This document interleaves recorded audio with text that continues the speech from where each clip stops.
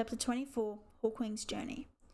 Make your hind paws in a bit further, Hawkwing told Curlypaw. That way you get more strength in your pounce. Like this? Curlypaw asked, shifting her paws further forward. Very good, but if you stick your tail up in the air like that, the mouse will see you coming.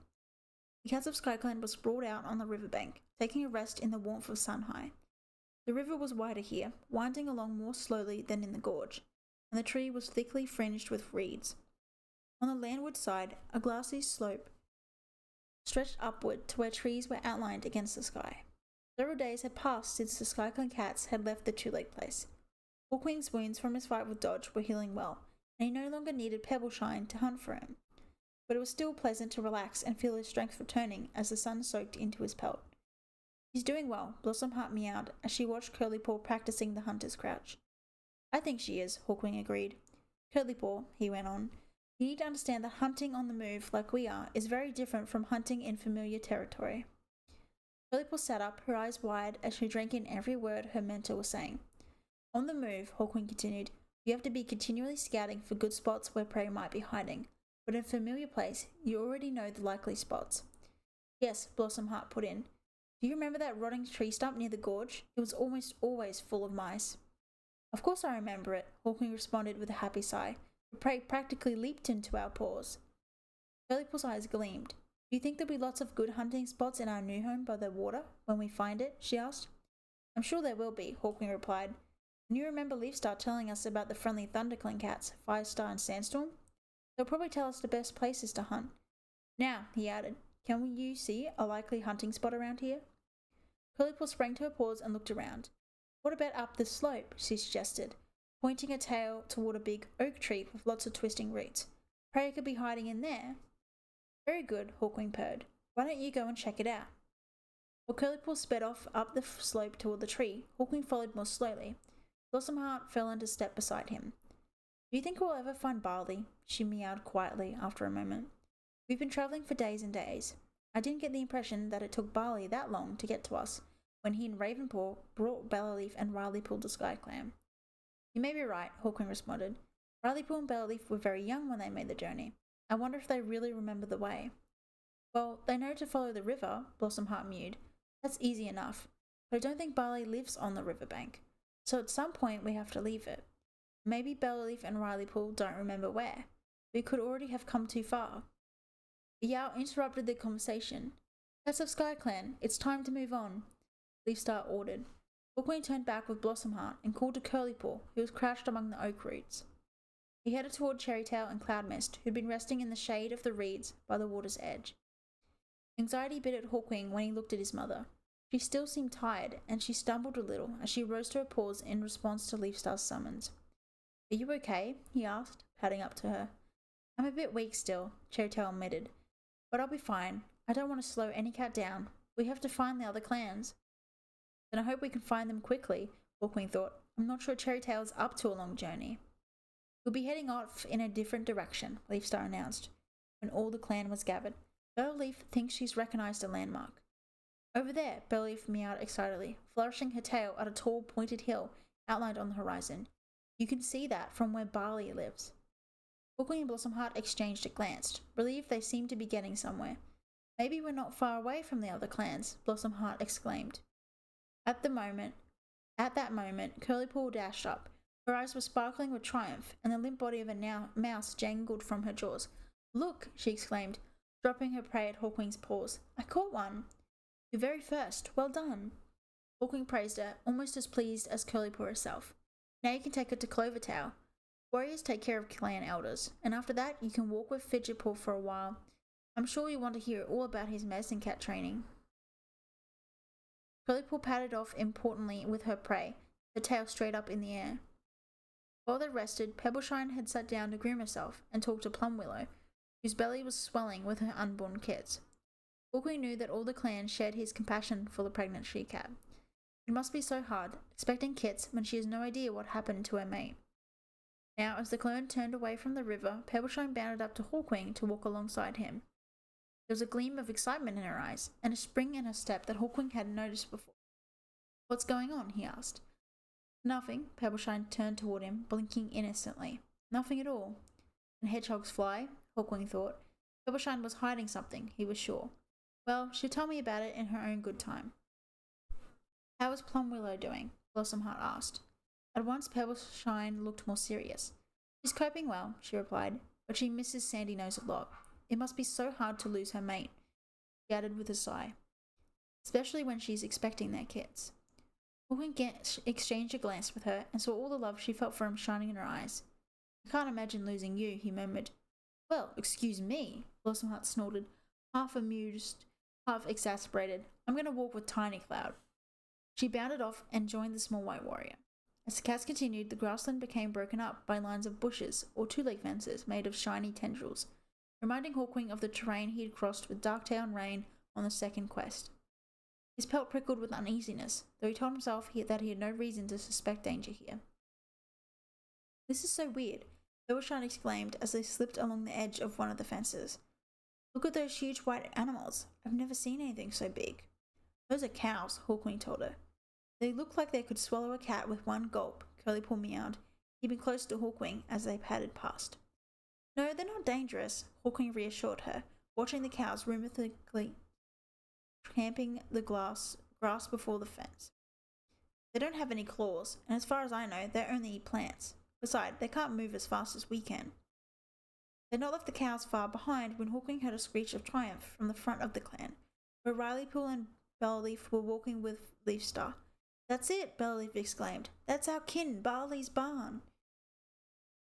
Every cat clustered around to look where Bellaleaf's tail was pointing. Hawkwing spotted a huddle of two-leg dens in the distance, and another larger den a little away from them. Bellaleaf and Rileypool were purring with excitement. I knew we'd find it, Rileypool mewed, though Hawkwing thought he could detect relief in his claymates' faces, as if they hadn't been quite sure they could find the barn until they actually set eyes on it. Hawkwing's optimism was rising as he and his claymates veered toward the barn. He could see from their bright eyes and brisk paw steps that the others felt the same, now that the first stage of their journey was coming to an end. Maybe we're not far from finding ThunderClan and our new home by the water. As they drew closer to the barn, they could hear the distant barking of a dog, which sounded like it was coming from the cluster of two-leg dens. Hawkwing's pelt began to bristle, and Leafstar called for a hold. Stay closer together, she ordered. Stronger warriors on the outside. Cherrytail, Clovertail, Plumwillow, keep in the middle of the group, and every cat stay alert. Bunched together more tightly, the cats moved off again, using bushes for cover. The barking continued, but grew no nearer, and there had been no sign of the dog by the time they approached the barn. Rileypool and Bellaleaf broke away from the rest of the clan and bounded up to the barn door. Barley, Barley! They yelled excitedly. Hawkwing spotted a flicker of movement at the bottom of the door and recognized the broad black and white face of the old farm cat peering out through a gap. Rileypaw? Bellapaw? Barley sounded astonished. What are you doing here? We're Rileypool and Bellaleaf now, Rileypool told the farm cat proudly. Congratulations, Barley meowed. He squeezed his plump body out through the gap and only realized as he straightened up how many cats were standing in front of him. His eyes widened. What are you all doing here? Lisa stepped forward and dipped her head to the farm cat. It's a long story, she meowed. Maybe come in? Of course. Barley stood aside, and Leafstar led the remains of her clan through the gap and into the barn. Hawkwing was one of the last cats to enter, and stood motionless for a few heartbeats as he took in his surroundings. Dim light filtered in through holes in the roof. Red grasses were heaped up everywhere in huge piles, and the air was filled with their sweet scent. There was another scent too. Hawkwing's mouth watered as he picked up the unmistakable traces of mice, and heard the rustle of their tiny bodies. While most of the cats settled down comfortably in the dried grass, Lisa told Barley the story of how Darktail's rogues had driven SkyClan out of the gorge. Echosong added the prophecy StarClan had sent to her, and how they were sure that the spark that remains must refer to Firestar's kin. I'm so sorry to hear what happened to you, Barley meowed when they had finished, and sorry too that your vision must mean that Firestar is dead. I can point you in the direction Ravenpaw told me the clans went, but I don't know anything beyond that, he sighed. The days when Ravenpaw and I lived alongside the clans seem such a long time ago now. For a moment the old cat remained lost in thought, his eyes fixed on something in the distance. Hawkwing realized he must still be grieving for his friend. Then Barley gave his pelt a shake. You're all welcome here, he mewed. Feel free to hunt, there's plenty for every cat. His words made Hawkwing aware of the yawning emptiness in his belly. What he had told Curlypaw earlier was true. It was harder to find prey when the clan was on the move. Along with every other cat, Hawkwing had become used to feeling hungry. Let's go, he meowed at Curlypaw. You can show me your hunting technique.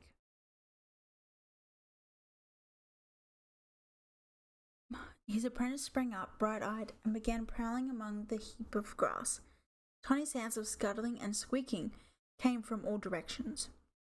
Hawkwing watched his apprentice with approval, noticing how she remembered to set her paws down lightly.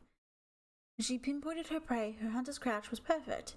Waggling her hindquarters, she sprang into a vigorous pounce. Hawkwing heard a shrill squeal cut off in the middle, and Curlypaw stood up with the mouse dangling from her jaws by its tail.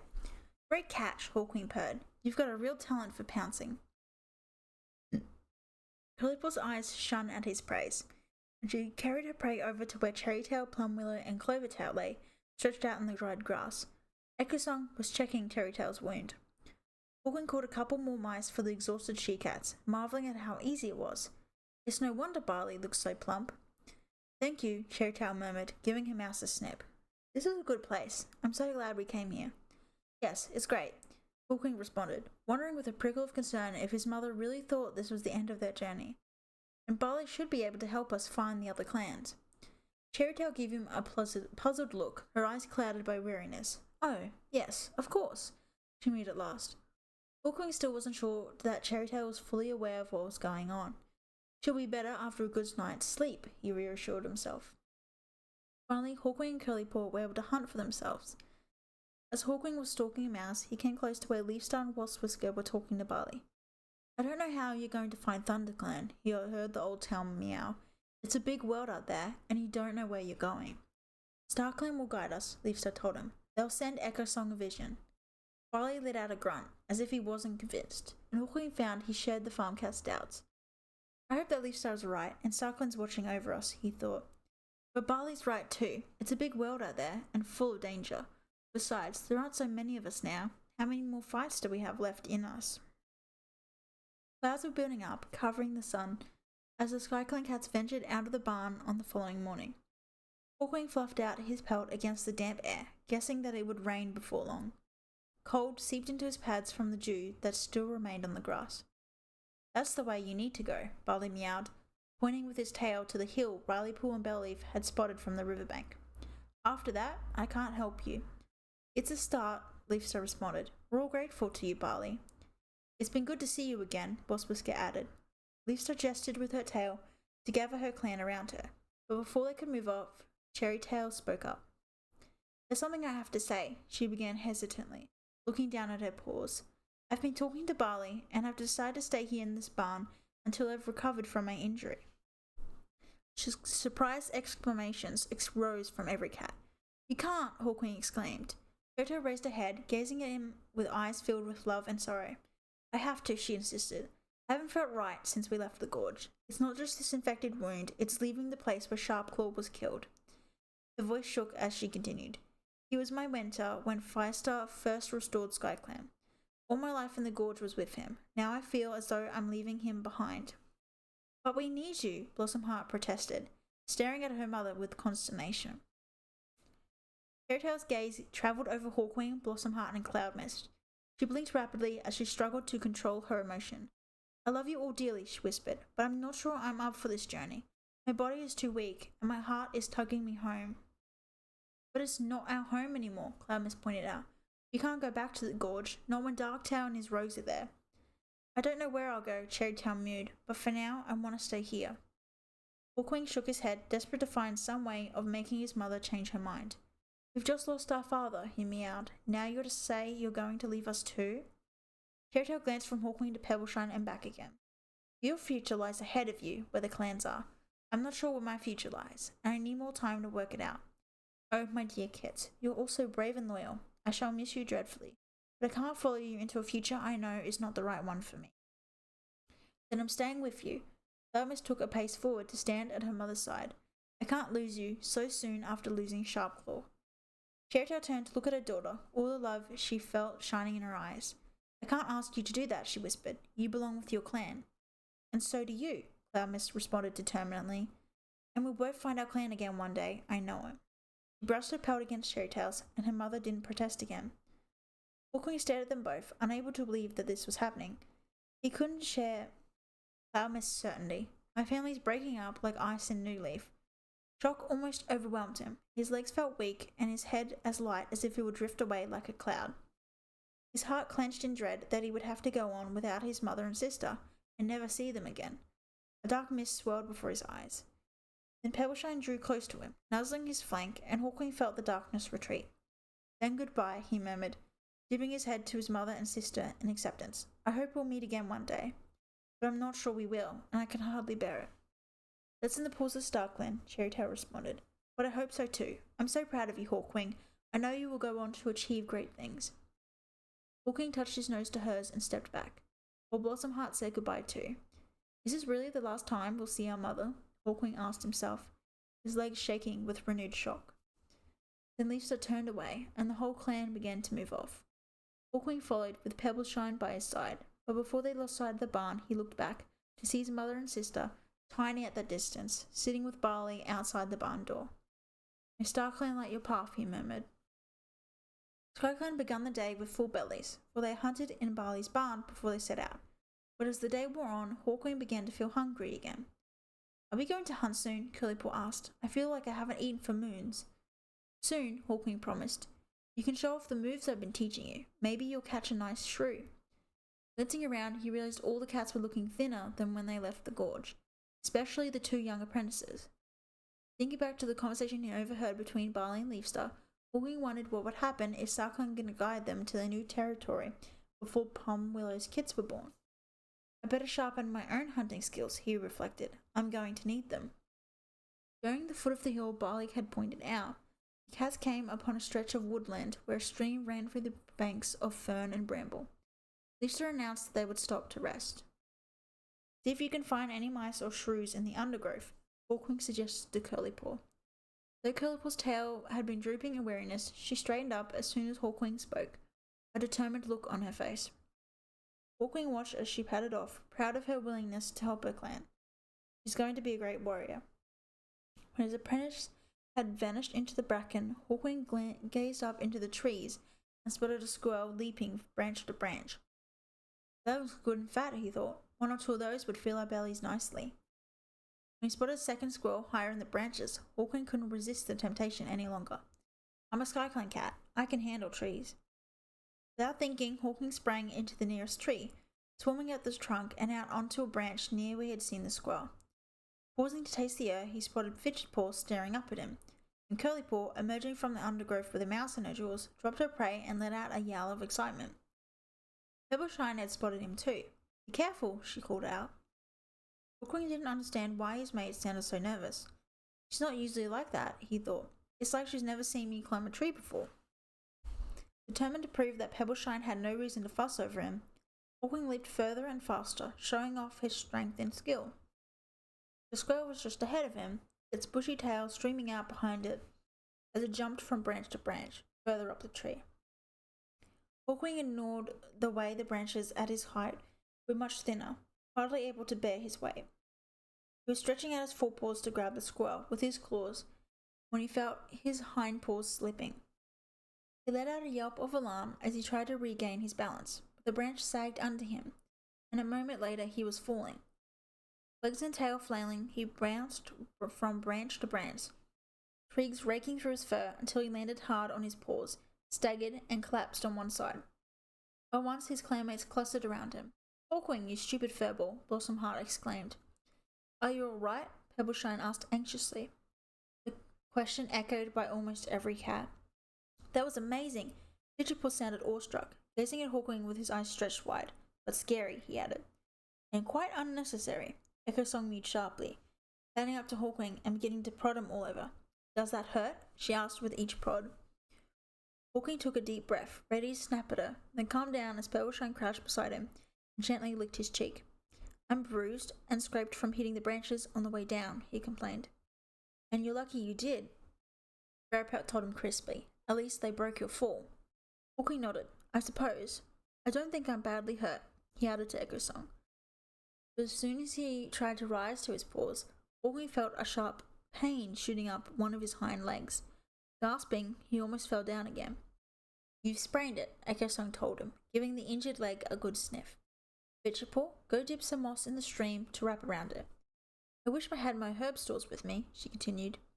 Can't do much without them. She looked up at Leafstar, who stood by to watch without commenting. We'd better stay here for a few days, she mewed. Leafstar nodded agreement. Accidents happen, she murmured. Starkle and Grant, you're better soon, Hawkwing. Even though his leader was understanding, Hawkwing felt hot with embarrassment and furious with himself. That was stupid, and now I'm holding my clan back. Maybe they'd be better off if I stayed in the barn with Cherrytail. Hawkwing let himself down into a nest of moss and dead leaves among the roots of an oak tree, wincing as pain clawed again at his injured leg. Thanks, Curlypaw, he meowed to his apprentice, who had collected the bedding. Go and get some rest now. Curlypaw ducked ahead and scampered off to where Fidgetpaw was making another nest, beneath arching fronds of fern. Twilight had fallen and all the SkyClan cats were settling down for the night, in the sheltered hollow that had become their temporary camp. Hawkwing still felt guilty about keeping his clanmates there, and they should have been well on the way to finding ThunderClan. They were shifting in an attempt to find a comfortable position, and Pebbleshine's pale pelt appeared in the gathering darkness, and she slid into the nest beside him. Hawkwing drew in a breath, drinking in her scent, and relaxed a little at the warmth of her fur. Are you okay? Pebbleshine asked him. Oh, sure, Hawkwing grunted. I've sprained my leg, lost my prey, and now the clan's stuck here because of me. Other than that, I'm fine. Hey, that's enough of that. Pebbleshine swept her tail around to flick Hawkwing on the nose, who was grouchy as a fox in a fit. Instantly, Hawkwing regretted snapping at Pebbleshine. I'm sorry, he meowed. It's my own stupid fault. It's not fair to take it out on you. His gaze met Pebbleshine's, and he saw her eyes soften into warm affection. I've got something to tell you, she murmured, just to prove that things aren't all bad. Well, what is it? Hawkwing asked when Pebbleshine said no more. Has Echosong had another vision? Pebbleshine shook her head. No, nothing like that.